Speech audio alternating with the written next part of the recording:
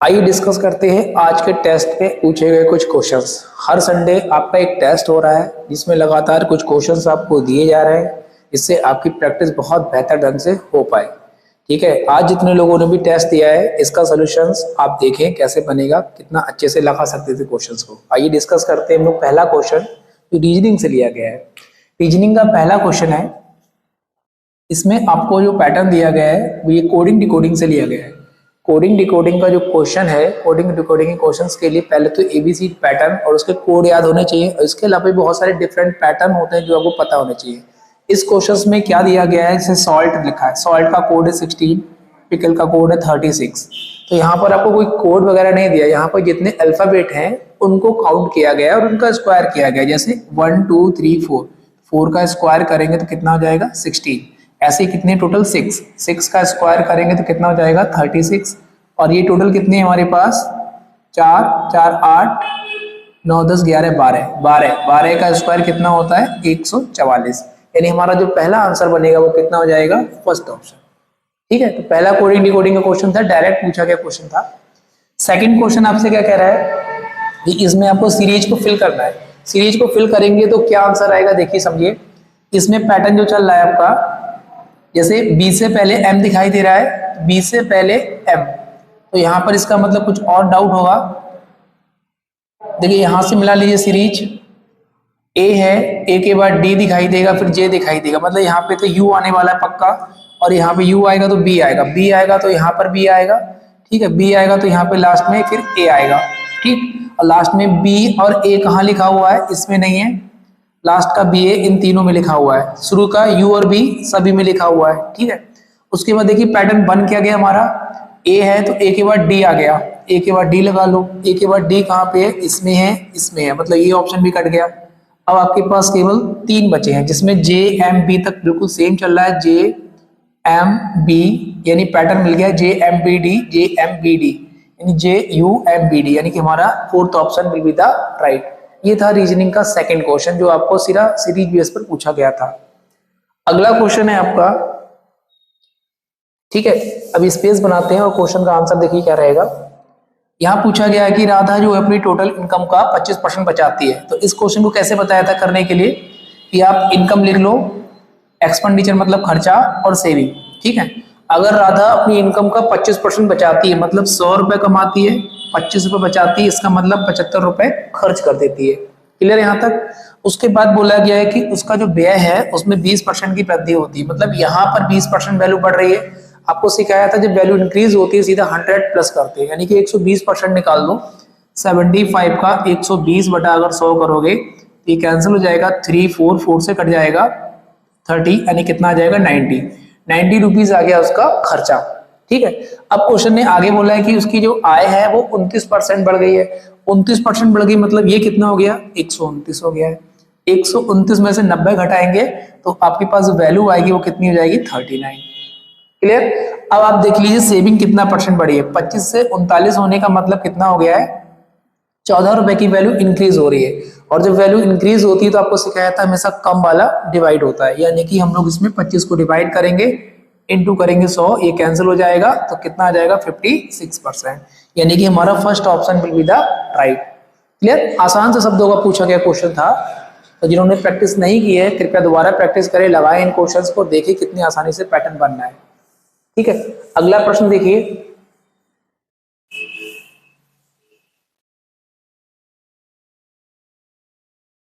Question number 4 क्या कह रहा है कि चीनी के मूल्य में 20% की कमी होती है। तो आपको क्या सिखाया था कि पहले को 100 मान लेते हैं, अगर कमी हो रही है तो हमारे पास प्राइस तो 80 आ गया, लेकिन खर्चे के बारे में कोई बात नहीं की, मतलब पहले अगर 100 रुपए खर्च कर रहे थे तो आज भी हम लोग 100 रुपए ही खर्च कर रहे हैं। ठीक है, यानी 100 का 100 ही लिख लो।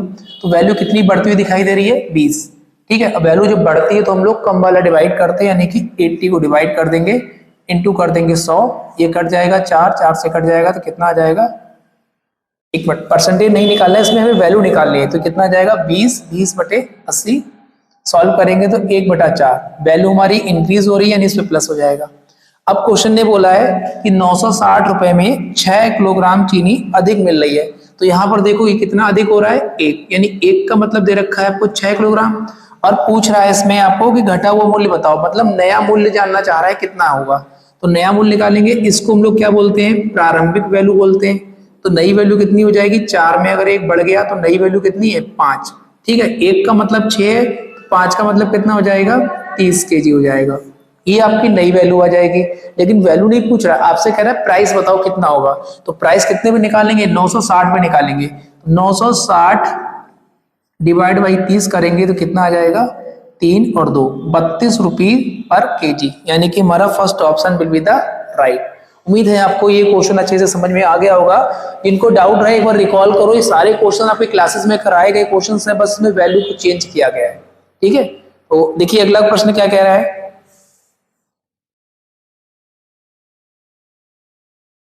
जो भी सोल्यूशन आपको देखना है, वीडियो को पॉज करिए, आराम से लगाइए, घर पे 2 बार देखो 4 बार देखो, बट क्वेश्चंस आपके डाउटफुल नहीं रहने चाहिए, अच्छे से क्लियर कर लो। ठीक है, यहाँ पे देखो प्रश्न कह रहा है किसी वस्तु को 832 रुपए में बेचने पर जो उसमें प्रॉफिट हो रहा है, उसी वस्तु को 448 में बेचने पर होने वाली हानि के बराबर है, तो 10% की हानि पर बेचे तो बताओ विक्रय मूल्य कितना है। ठीक है, आपसे कंडीशन कह रहा है कि पहली कंडीशन का जो प्रॉफिट है वो दूसरी कंडीशन के लॉस के बराबर है। ठीक है, प्रॉफिट कब होता है, जब हमारा सेलिंग प्राइस ज्यादा होता है और कॉस्ट प्राइस कम होता है, यानी कि एसपी माइनस सीपी। और लॉस कब होता है, जब हमारा सीपी माइनस एसपी होता है। जब वस्तु एक है तो एक ही बार खरीदी जाएगी, मतलब क्रय मूल्य तो फिक्स हो गया। लेकिन इसका विक्रय मूल्य अलग अलग दे रखा है, इसका विक्रय मूल्य है 832। ठीक है, और यहाँ पे हमारा जो एसपी है वो कितना हो जाएगा, 448। ठीक, वैसे तो इनको जोड़ के आधा कर दो, सीधे सीधे होता है, लेकिन आप समझ लो कैसे हो रहा है। इन दोनों को अगर हम जोड़ेंगे तो कितना आएगा, ये हो जाएगा 32 और 2 50। ठीक है, 1280 आ जाएगा, और ये सीपी इधर चला जाएगा तो 2 सीपी हो जाएगा। सीपी का आधा कितना हो जाएगा, 640। यानी कोई भी वस्तु जो है 640 रुपए में खरीदी गई है, सीपी मिल गया।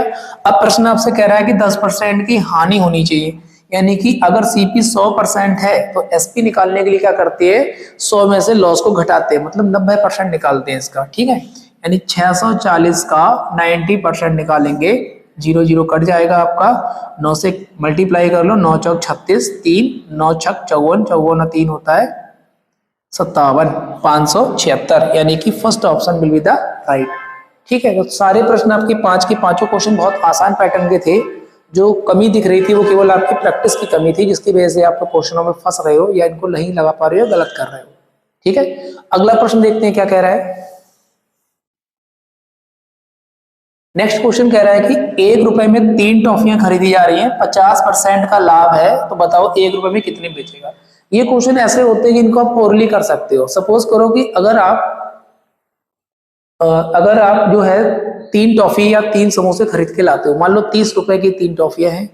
अब बेचते समय आप क्या करोगे, अगर आपको 50% का लाभ चाहिए, यानी कि अगर 30 रुपए में खरीदा है, 50% का लाभ मतलब अगर 2 बेचेंगे यानी 20 रुपए निकालेंगे तो 10 रुपए जेब में आ जाएंगे, मतलब हमें 2 टॉफी बेचनी पड़ेगी। इसी चीज को हम आपको मैथमेटिकली फॉर्म में समझा दे रहे हैं कैसे आएगा। अगर 3 टॉफी जो है 1 रुपए में खरीदी गई है तो 1 टॉफी का मूल्य कितना हो जाएगा, 1/3 रुपया। ठीक है, अब आपको बोला है कि 50% का फायदा चाहिए, ये तो हो गया क्रय मूल्य। तो आपको पता है कि क्रय मूल्य है, एसपी निकालने के लिए हमें 50% ज्यादा करना पड़ेगा, यानी 150 निकालना है। तो 150/100 करेंगे, ये कैंसिल हो जाएगा, 3/2, 3 से 3 कटेगा, कितना आ गया, 1/2। यानी कह सकते हैं कि 1 रुपए में 2 टॉफी बेचेगा भाई।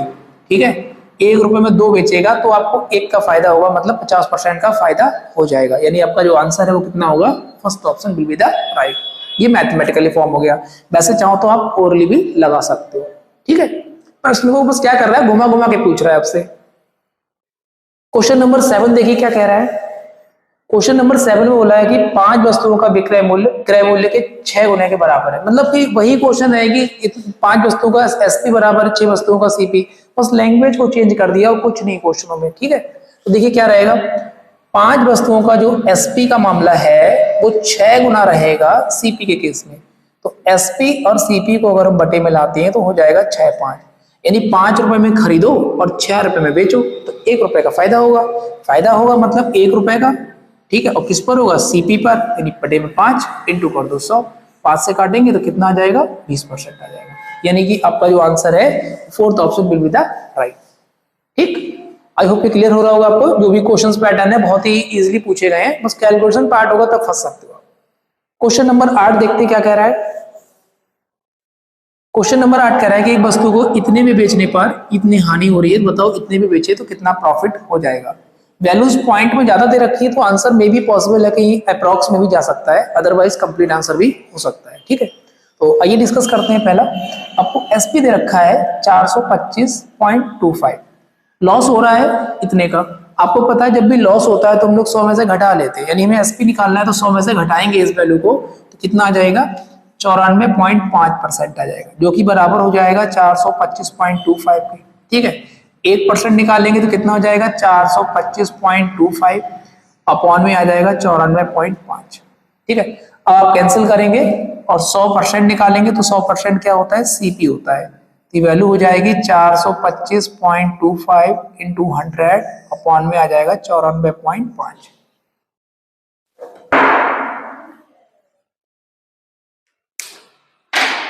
ठीक है, अब इसे कैलकुलेट करो, कैलकुलेट करोगे तो वही पॉइंट से पॉइंट हटेगा, एक जीरो एक्स्ट्रा बढ़ेगा आपका।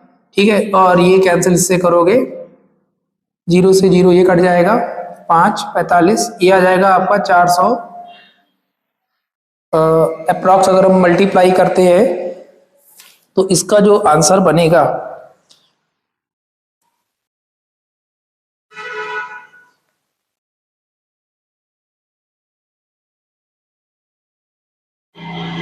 ₹450 आएगा। ठीक है, ये वैल्यू आएगी ₹450 सीपी, सीपी आ जाएगा 450। अब आपको क्या कह रहा है इसमें क्वेश्चन कि इतने पर बेचे तो बताओ कितना फायदा होगा। अब आप सोचो, इतने में खरीदा इतने में बेच रहा, दोनों के बीच का अंतर देखो कितना है। दोनों को अगर हम डायरेक्टली घटा लेते तो कितना अंतर आएगा, 465.25 है और ये 450 है, मतलब आ जाएगा लगभग 15.25 रुपीज का फायदा। और फायदा हमेशा किस पर होता है, क्रय मूल्य पर होता है। क्रय मूल्य कितना है 450, इंटू कर दो 100 करेंगे तो पॉइंट तो खत्म हो जाएगा, तो ये वैल्यू आ जाएगी 1525/450। ठीक है, आप कैंसिल कर लीजिए। इसको अगर हम कैंसिल करते हैं पॉइंट में तो हाँ पॉइंट में आएगा इसका आंसर। अगर इसे हम कैंसिल करेंगे 15 5 150, 5 दिया 15, 0 5 305, 5 से कैंसिल करो 30, 5 छक्का 30, 5 एकम 5 6 15।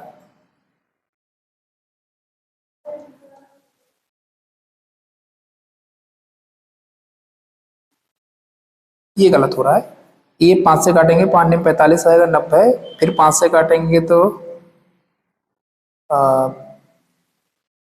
18 पंजे 90, 18 तिया 54, 3 बचेगा पॉइंट, बचेगा 6 लगभग 0.5, यानी अप्रॉक्स आंसर आपका जो लगेगा वो 3 पॉइंट के आसपास का आपका आंसर लग जाएगा। ठीक है, ये इसका पार्ट था।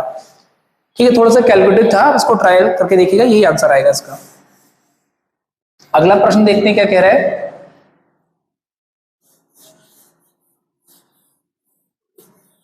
नेक्स्ट क्वेश्चन है, गौरव ने 6 रुपए में 5 वस्तुओं के हिसाब से कुछ वस्तुएं खरीदी हैं और 11 रुपए में 10 वस्तुओं के हिसाब से बेच दी, बताओ लॉस कितना होगा। तो देखिए इसमें क्या करना है, 5 वस्तु जो है 6 रुपए में खरीदी है, ठीक है, और 10 वस्तु जो है ये 11 रुपए में बेच दी है। तो ऐसे केस में क्या बताया था आपको, जब भी कुछ या सम नाम का शब्द आएगा तो आपको हमेशा आर्टिकल की संख्या बराबर करनी है, इन वस्तुओं की संख्या बराबर करनी है। तो वस्तुओं की संख्या बराबर करनी है तो यहाँ पर क्या करें, इंटू 2 कर दे केवल। जब यहाँ पे 2 होगा तो यहाँ भी 2 हो जाएगा। अब 2 होगा तो ये वैल्यू कितनी हो जाएगी 12 रुपए की, और ये कितनी हो जाएगी 11 रुपए की, यानी 12 में खरीद के 11 में बेच दो। कितने का फायदा हो रहा है, ये एसपी है सॉरी, 12 में खरीद के 11 में बेचेंगे तो 1 रुपए का लॉस होगा, और लॉस हमेशा सीपी पे होता है, और इनटू कर देंगे 100। ठीक है, आप इसे सॉल्व करेंगे तो सॉल्व करने पे क्या बनेगा, 4 से कट जाएगा 25 आएगा 3 आएगा, यानी 25/3% लॉस के साथ, यानी 8 सही 1/3%, ये आपका आंसर होना चाहिए, यानी कि ऑप्शन नंबर 3 आपका राइट हो जाएगा। ठीक है, एक और है लास्ट क्वेश्चन, उसको देखते हैं क्या कह रहा है। लास्ट क्वेश्चन ये है आपका कि एक वस्तु जो है 480 रुपए का एमआरपी रखती है, एमपी है 480 रुपए का, इस पर 10% का डिस्काउंट है, देखो अगर डिस्काउंट हम हटा देंगे 10% ऑफ कर देंगे तो वैल्यू जो आएगी वो एसपी की आती है। हमने आपको बाय फार्मूला भी बताया था। तो अब इसे 90% निकालेंगे तो कितना आ जाएगा, 0 0 कट जाएगा, 9 8 72 7 हो जाएगा और 9 4 36 7 होता है। फिर से देखिए 9 9 8 72 हासिल हो जाएगा 7 9 4 36 36 और 7 होता है 43, ये आ जाएगा 432 रुपए।